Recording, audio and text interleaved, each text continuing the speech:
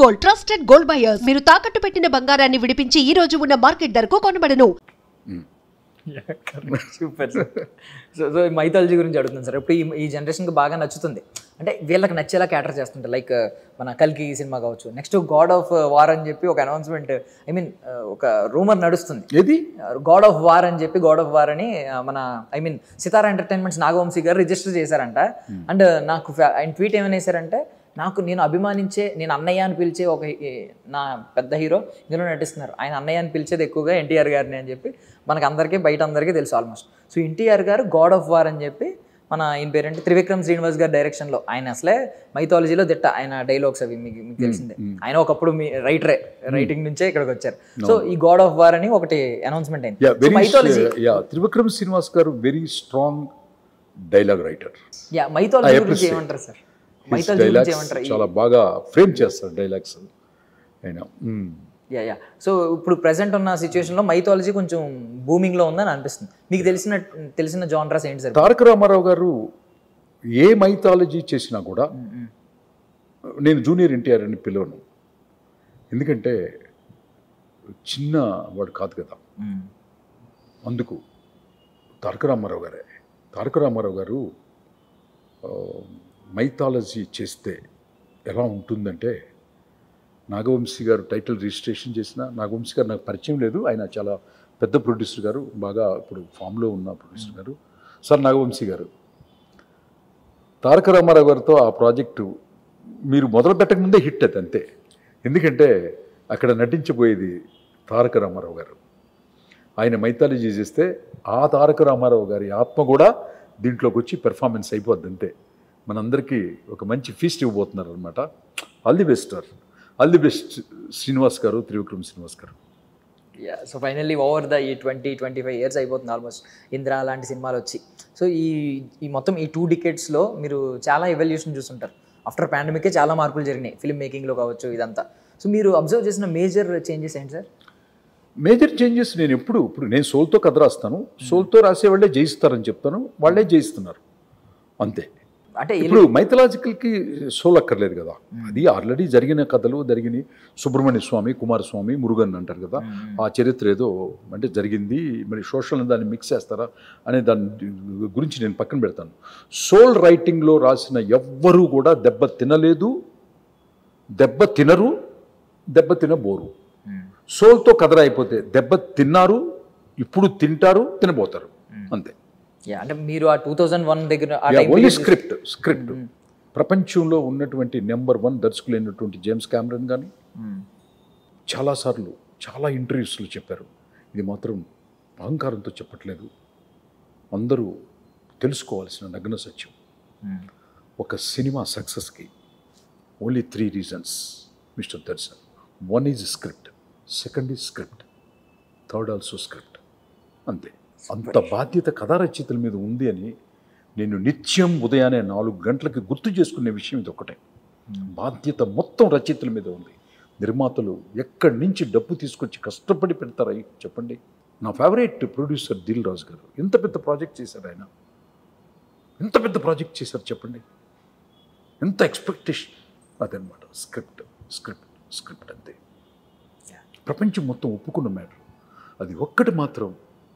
మీరు కష్టపడి సినిమాలు తీసుకున్న నిర్మాతలు, నటిస్తున్న హీరోలందరూ స్క్రిప్ట్ పేపర్ వచ్చినప్పుడు, డైలాగ్ వచ్చినప్పుడు ప్రతి అక్షరాన్ని భూతద్దంతో పెట్టి చూడాలి. ఎందుకంటే కొన్ని కోట్ల రూపాయలకి మారిపోయింది సినిమా. ఎంతోమంది ఎక్స్పెక్టేషన్స్. ఇప్పుడు పుష్ప 3 చూడండి, అంత ఎక్స్పెక్టేషన్కి తీసుకెళ్లారంటే ఏంటి, వాళ్ళని కన్విన్స్ చేసి ఒప్పించారు. అది అంత జాగ్రత్త.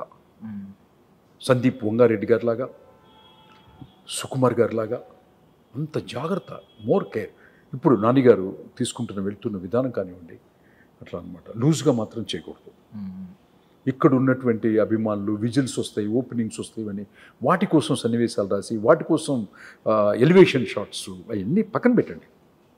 ఫస్ట్ నరసింహనాయుడులో నిన్న వినాయక్ గారు అంటున్నాడు, అన్నా నరసింహనాయుడులో నువ్వు ఇచ్చిన ఎలివేషను బాలకృష్ణ గారు ట్రైన్ దిగుతుంటే మొత్తం ఎటోటటు ఆయుధాలు పడేసి పారిపోయే ఎలివేషన్ కంటే ఈ భారతదేశంలో కాదు, ఈ ప్రపంచంలో ఇంతకు ముందు నరసింహనాయుడు మళ్ళీ తర్వాత కూడా ఏదైనా ఒక్క సినిమా పేరు చెప్పండినా అని నిన్ను అడిగాడు మా ఇంట్లో ఎస్టర్డే. అది స్క్రిప్ట్లో part. It is not elevated scene కాదు, అది it's a part of the soul. కథని యూటర్న్ తీస్తున్నాను స్క్రిప్ట్ని. సో కథలో పార్ట్ అవ్వాలి. అంత పెద్ద దర్శకుడు వివి వినాయక్ గారు అంటే టాప్ 5 డైరెక్టర్స్లో ఆయన ఒకటి కదా ఇప్పుడు మనకి. ఆయన పేరు చెప్తేనే మాస్. ఆయనకి ఎంత ఇమేజ్ ఎంటైర్ ఆంధ్రప్రదేశ్ 2 రాష్ట్రాల్లో వినాయక్ గారు అంటే పెద్ద సినిమా కదా, పెద్ద డైరెక్టర్ కదా అని. అది ఆయన లాంటి వాడు అప్రిషియేట్ చేస్తుంటే వేరే డైరెక్టర్ గోపాల్ గారు డైరెక్ట్ చేసినా కూడా అది కదా ఆయన గమనించింది. అదనమాట. కరెక్ట్. సో ఇందులోంచే ఒక క్వశ్చన్ అడుగుతున్నాను. అంటే ఎలివేషన్ గురించి ఇందాక మీరు ఆ ట్రైన్ సీన్ చెప్పారు, అది ఇప్పటికీ అంత గొప్ప ఎలివేటెడ్ సీన్. ఈవెన్ ఇంద్రాలో కూడా ఒక కామన్ మ్యాన్గా వచ్చినోడు హెలికాప్టర్లో దిగుతాడు తర్వాత, అదంతా స్టోరీలో పార్ట్. ఇప్పుడు ఏమంటున్నారంటే సార్, అప్పట్లో అది ఎరా ఆఫ్ కమర్షియల్ సినిమా, ఇప్పుడు era of elevations and BGM అంటున్నారు. అప్పటికంటే ఇప్పుడు అద్భుతమైన ఎలివేషన్లు బీజిఎంలు ఉన్నాయి సార్ మీ దృష్టిలో? BGMs it's depends on music directors. అది ఎప్పుడు కొడతారంటే విజువల్ని బట్టే కదా కొడతారు. అట్లా ఎలివేషన్స్ ఇప్పుడు పార్ట్ ఆఫ్ ది లైఫ్ అవుతుంది, బట్ వాటి మీద బిలీవబిలిటీ పెట్టుకోకూడదు. ఎందుకు పెట్టుకోకూడదు అంటే మీరు చూడాల్సింది కోర్ట్ సినిమా చూడాలి, ఏంటి టూరిస్ట్ ఫ్యామిలీ సినిమా చూడాలి. అట్లా elevations it's not a part of the creation. అది క్రియేషన్కి అది మీకు అది అడ్డే అవుతుంది. దాని మీద అసలు దాని గురించి మాట్లాడక్కర్లేదు. స్క్రిప్ట్లో వస్తే అది ఓకే, రాకపోతే live it, that's all, live it. Okay. So final question sir, so అప్పుడు చూసినప్పుడు 175 రోజులు లాంటివి చూసాం ఇందిరా సినిమాకి. ఇప్పుడు కనీసం 50 రోజులు 25 రోజులు కూడా చూడట్లేదు. నెల అయ్యేసరికి ఓటీటీలో వచ్చేస్తుంది. మళ్ళీ 50 రోజులు 100 రోజులు ఇలాంటి థియేటర్లో విట్నెస్ చేస్తామంటారా? అంటే కొంచెం ఓటీటీని కొంచెం లేట్ చేస్తే మీరు విట్నెస్ చేయొచ్చు కదా. ఇప్పుడు అది ప్రొడ్యూసర్స్ డిపార్ట్మెంట్, అది వాళ్ళ యొక్క ఫైనాన్షియల్ ఆర్థిక స్థితిగతుల మీద కదా ఆధారపడి ఉంటుంది. అది దాంట్లో నేను చెప్పలేను. కానీ ఓటీటీ లేకపోతే మాత్రం ఇప్పుడు కూడా 1 year ఆడే సినిమాలు కూడా ఉన్నాయి. పుష్ప ఓటీటీలో రాలేదు, 1 year ఆడేది.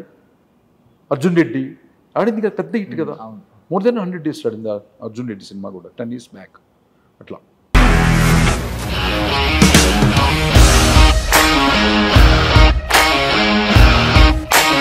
ఇండస్ట్రీలో కమిట్మెంట్ ఇష్యూస్ వస్తే నీకు కూడా వచ్చినట్టు? మార్నింగ్ తీసుకెళ్ళాడంటే కొట్టి పడేస్తాడు.